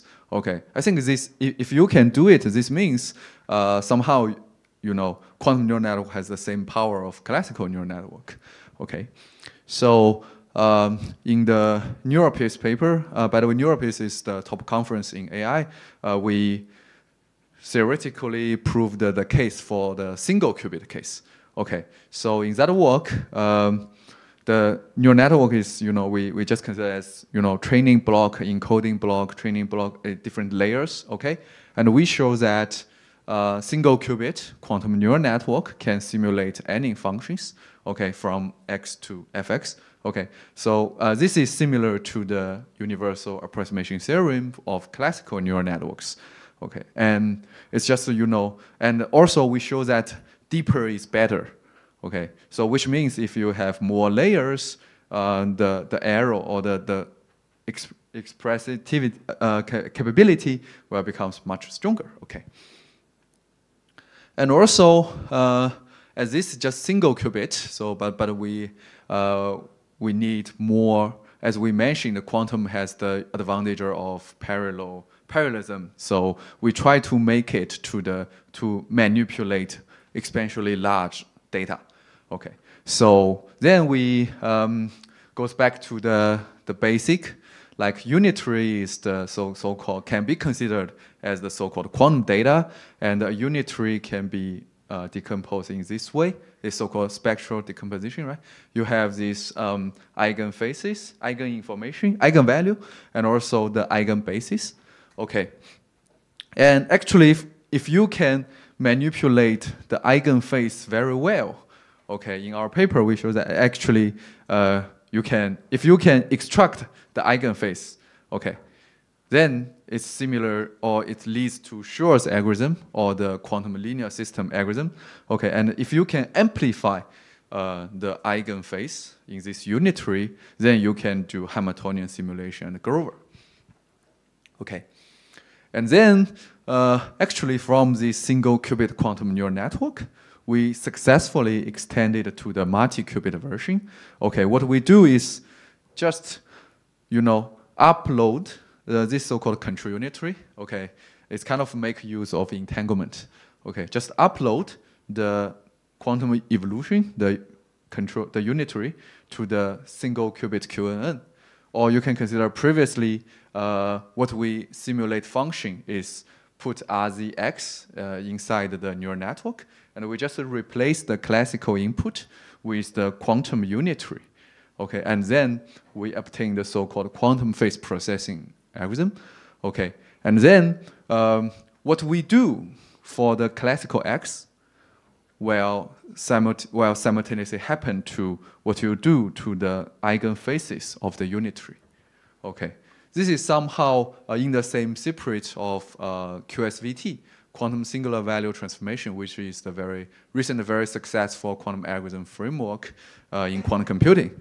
Okay, and so to have a sense of what we're doing is like considering you have many eigeninformation of your data, okay, and the quantum phase processing can, complete 2 to the n, okay, 2 to the n actions of classical functions simultaneously by just operating the n-qubit quantum data, okay. And such, parallelism computing capability has a very strong potential in machine learning. And moreover, if we, as for the single first qubit, as we can control it, so we can design the functionality of the quantum algorithm. For example, if we set the first qubit to simulate the so-called step functions, okay, then it's somehow related to, the Shor's algorithm. And also, as personally, I do some, Hamiltonian simulation stuff also before, so you can use it to design to simulate evolution functions, and also anyway. So the point here is that it's flexible. You can design your first qubit neural network to simulate different functions, and then you can manipulate your quantum system. Okay, and actually, this is somehow very similar to the so-called quantum combo structure established by Giulio. You can consider this as a combo as well. Yeah. So, and based on this, is just some recent developments from my group, and based on the developments of the area, people have seen potential applications of quantum AI in either security, AI, material simulation.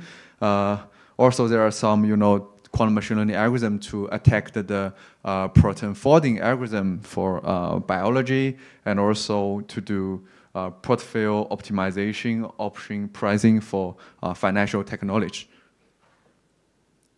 Okay, and so for quantum AI, actually, this is somehow a big picture to systematically develop quantum AI. Like at first, you need application scenarios, and then you need quantum algorithms, in particular machine learning algorithms, to attack these scenarios. And we needed to mention, as we mentioned before, we need the capability of your quantum neural network. And also, as Oscar mentioned, there are some difficulties of optimized model. You need to solve the trainability problem. Okay. And also another very interesting is so-called quantum-inspired algorithm.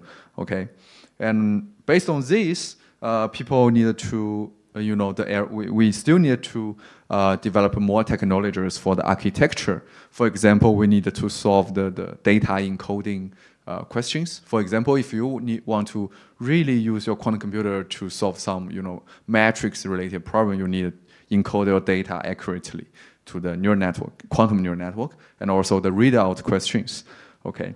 Anyway, this is still a long way or lots of research needed. Okay. This is the kind of workflow of quantum AI.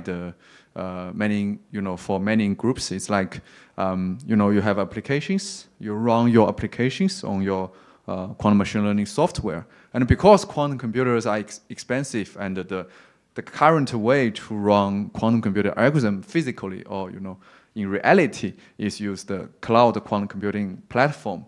Okay, and through this platform, they will run the real quantum computers or hardware in the labs. Okay, and I will say a little bit more about AI for quantum. As I'm at the AI Thrust, and I even teach some AI courses in my Thrust. So I found like many AI technology like supervised learning, unsupervised learning, and reinforcement learning has great potentials to help to solve some important problems in quantum information science, like foundations, develop protocols, to develop also error correction protocols, or some feature extractions. I think this is quite promising. Okay, and from my group, I just mentioned two good examples. Okay, one is Oscar also mentioned for communicating protocol, and this is our MPJ quantum information paper. We develop the quantum neural network structure for handle very complex entanglement related tasks. And the good thing is we not only recover the previous protocols, the neural network give us some novel protocols that that it improves previous best known results, which is also state of art. Okay, and the most amazing thing is we use another theoretically proof it's optimal, theoretically optimal. Okay, and another is fully quantum machine learning algorithm. It's like you just run the algorithm on your quantum computers, and then you can use it to detect and quantify entanglement. Okay, and this also in MPJ quantum information, and the key feature is that it saves exponential more resources compared to tomography the state and use the theoretical method to analyze it. Okay, this is also an advantage. And the key point here is we think machine learning can significantly empower the processing, or the understanding of quantum information. Okay, so that's all. So I just want to highlight the importance and the promising future of quantum and AI. And this is the website of my group. Okay, thank you.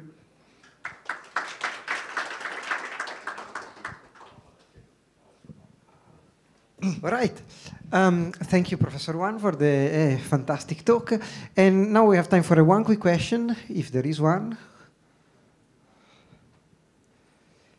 If not, the good news is that we have a panel session right after that. And I think that I would like to run it in the way that people do ask a question from the audience, rather than me asking questions to the speakers.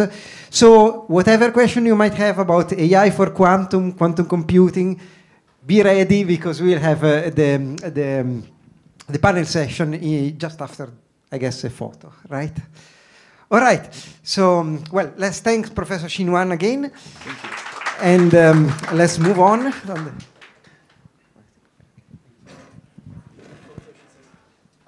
Yes. Thank you very much. So maybe I'll invite all the guests to look at the camera in the front.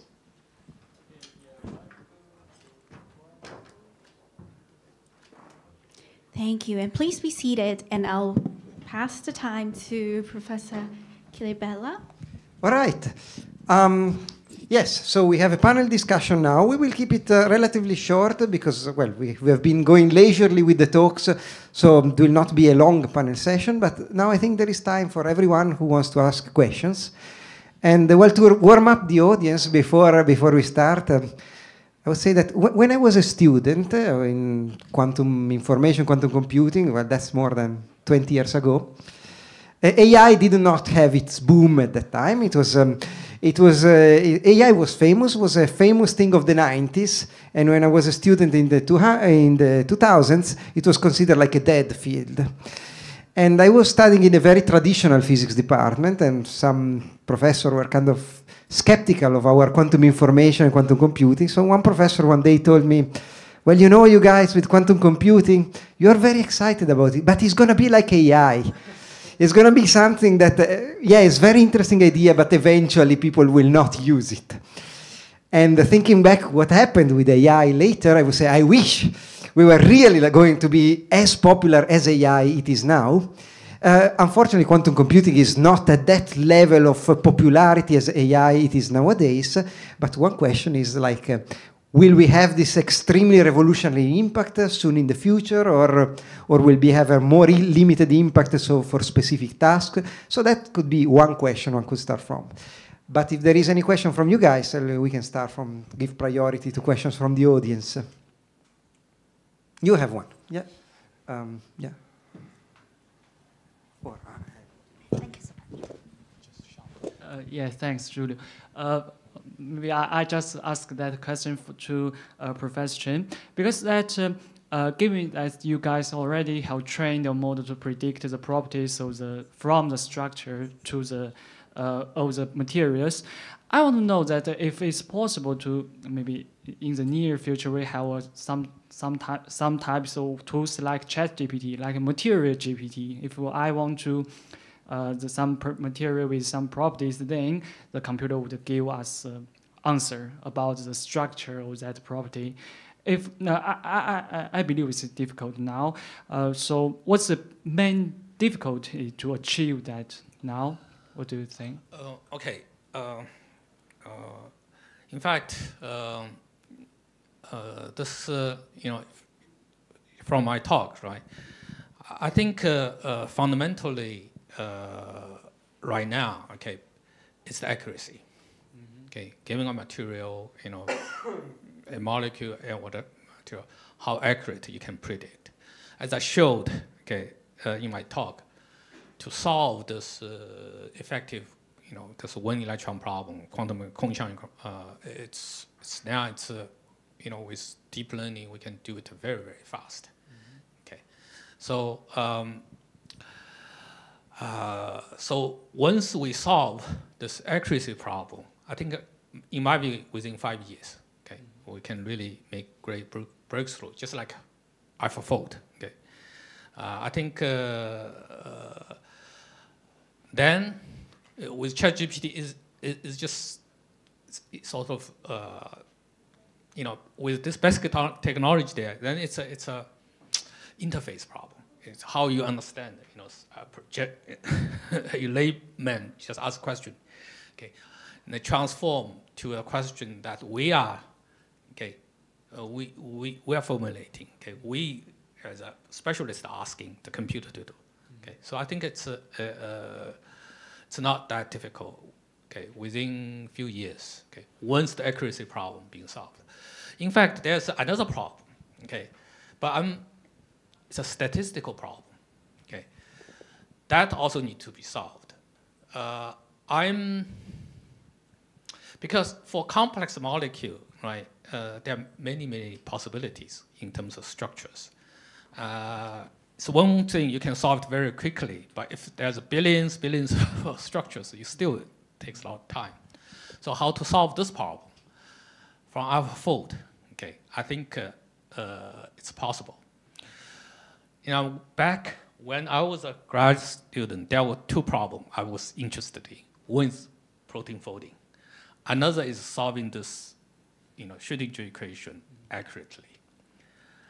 I thought it's going to be very difficult. You know, solving Schrödinger equation, I knew how to do it. Okay, I mean, it just takes time, okay, gradually. But I thought for proto-folding, it's almost impossible. It's an optimization problem, looking for the global minimum. It's a statistical problem, okay? There's just too many, for biological protein, there's too many possibilities. But now, it's being solved, okay? This has not happened yet in material, but I think it should. In protein, it's much more complex. If that can be solved in material with enough effort, I think that can be solved as well. So I'm very optimistic in a few years. It's just any layman to ask questions, okay? Then it will formulate it in a way our experts are now asking and give you the answer. Okay, thanks. I believe that would come true. Thanks.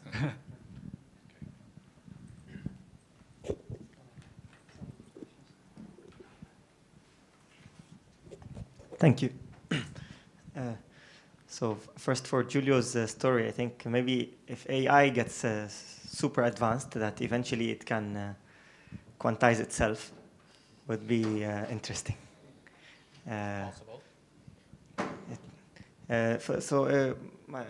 Kind of follow-up question for Oscar. So if the main feature we use in quantum computers is the superposition and interference, I know we strongly believe that classical computers or quantum computers can outperform classical computers, but how about if there is a classical wave computer that can have superposition and interference? Do you think it can outperform the classical particle computer? Or do you think it can... I mean, do you think a classical wave computer, do you think it can do as well as a quantum computer? Yeah, so I really like this question. I don't know the answer. So there is a big uncertainty in general about whether there could be some very different way of simulating quantum mechanics classically. As you know, because Ali works on quantum things, there's always this question going back to the beginning of quantum theory. Is there some kind of hidden variable model? Some people say, no, we know there's no hidden variable model because of Bell's theorem, right? But actually, it's some people in foundations would say, oh, but actually there is a hidden variable model, which is the pilot wave model, which is like a classical wave that guides the particles. And it's a global hidden variable, so the existence of this model doesn't contradict Bell's theorem. So there could be something like that. We don't have it at the moment. And I think that's actually one of the biggest underlying questions in quantum computing that not many people are working on, partly because they maybe don't want that answer, that we don't want to find a classical simulation of a quantum computer possibly. But I think it's a really important question, and it's really connected to this animation that I showed earlier with the interferometer. What is the picture of reality there? What is happening as this thing is going through the interferometer and always comes out in one side? Like if we can get some kind of hidden variable type model for that, then maybe we can simulate quantum systems in a different way, and also get a different way of doing classical computing that's quantum inspired. So we don't know, but it's a very important question. Thank you. Hi, thanks for the talks. As you mentioned in the last talk, for the moment, quantum computers are still not too big, like a couple of hundreds of qubits. And even if they're growing very fast, they look a little bit more like toys now, right? Like little models to do some computations.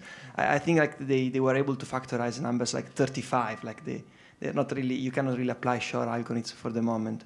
So I was wondering if you have something to say about like hybrid models, where you couple like a classical computer, maybe with like proper with a proper neural network, with like some qubits, or like a small like a quantum computer of like a couple of 5-10 qubits. In that, like you can achieve some results. If what's the comparison with like a fully developed quantum computer or like just a classical computer? If you get some advancement, or actually it's nothing special. Thank you. So I will try to answer. So I think this is a very nice question. So first, yes, I think currently the scale of the very high quality qubits is kind of limited. Like for very promising results, it's kind of below 100. I think for many cases, more than 100, the quality, the fidelity may be bad. Okay, and the thing here is that first, so even for this kind of like very toy size, lots of at least 4 groups has demonstrated the so-called quantum advantages in specific tasks. Okay, this already showed potential. Like even with this current technology, the results, the sampling results, classical computer cannot do it. Okay, and this is the one part. Another is I think the thing you mentioned, the combination of classical and quantum computer is a very hot topic.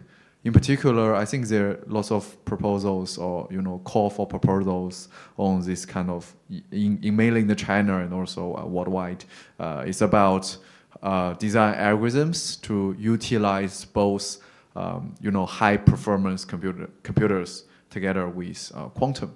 Okay, and I think one possible strategy maybe for quantum computers currently that the best thing they can do is sampling, because for sampling tasks you do not need very deep circuits and very wide circuits.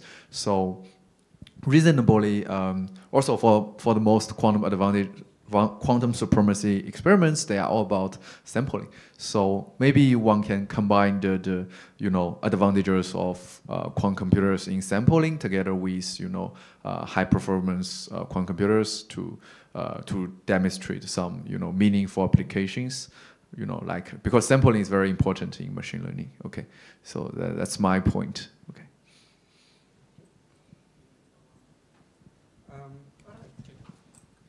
Okay, thank you. Well, I think we had already quite some discussion, and in the interest of time, maybe we can close here this panel session. Do you want to say something before?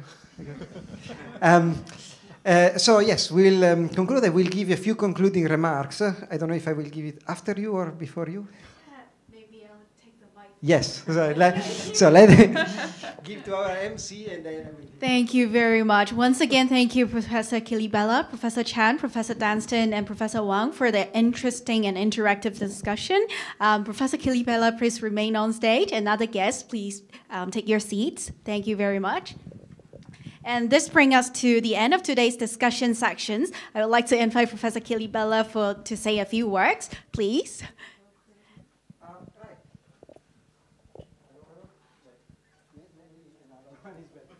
All right. Yes, thank you very much. And what a day has been today. I've been here since the morning. I've had the pleasure of following all the developments of the talks during the day. It's been very exciting to go from the hardware this morning to talking about new and more efficient type of chips and the model of computing inside the memory. Models of classical machine learning like federated learning and ChatGPT generative learning in the morning.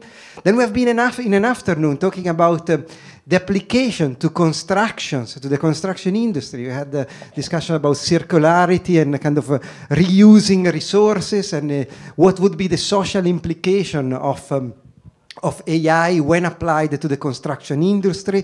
This was something that was an eye-opener for me, and I guess for many people here in the room as well. And then we concluded with this very cutting-edge discussion about quantum computing and AI, the combination and the relations between these two things. We had the application of AI to study complex systems and studying chemistry. This is kind of a very exciting, very promising direction.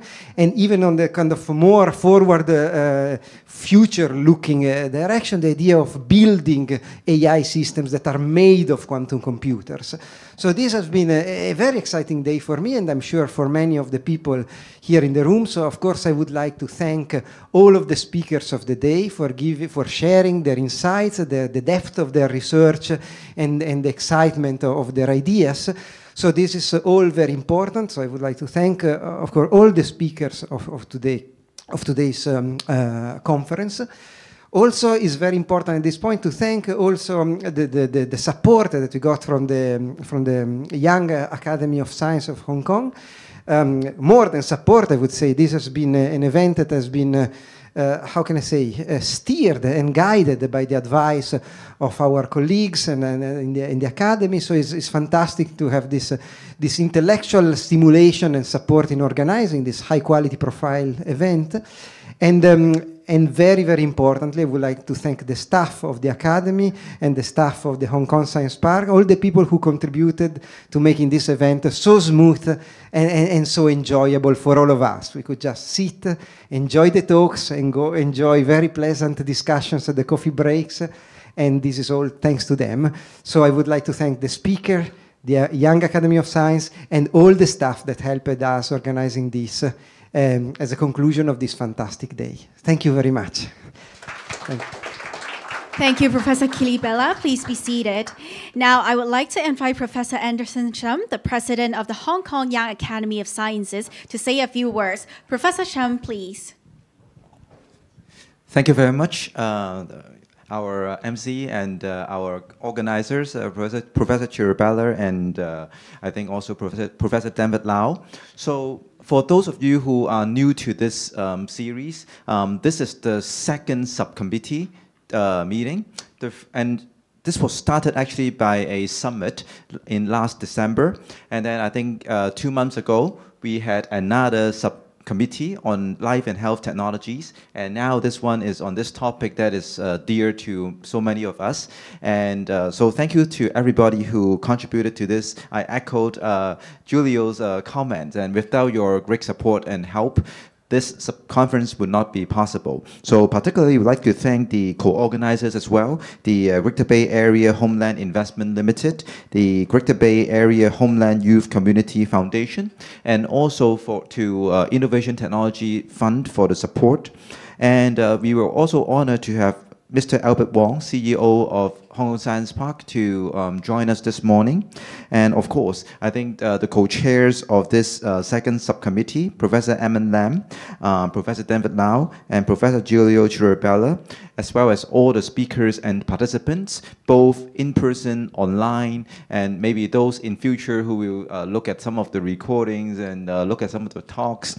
Hopefully this is just the beginning for our participants to get to know in Hong Kong and also near Hong Kong who are the great people working in these areas, and you can continue to interact and build connections, collaborations, and maybe this is a topic that is also worth a lot of outreach to our general public and secondary school students in general and other students. So hopefully maybe we can follow up on this. And we also like to mention that this is the second subconference. That means there will be more.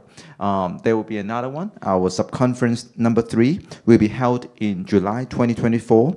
This time the focus will be on new materials and new energy and new materials.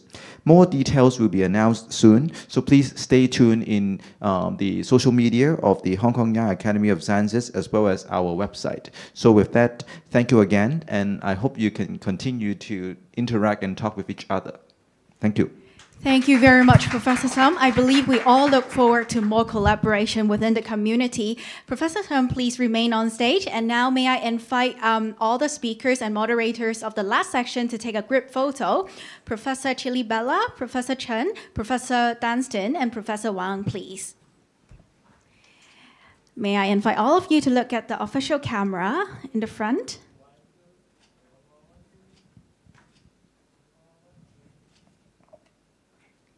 Thank you very much. Please be seated.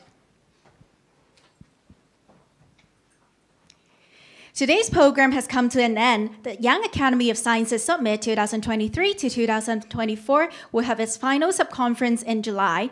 Please stay tuned for more updates from the organizers. Guests attending the banquet, please follow our helpers to the restaurant. The event will start at 6:30 p.m. Once again, thank you very much for attending this summit. See you again in July and have a nice evening. Thank you.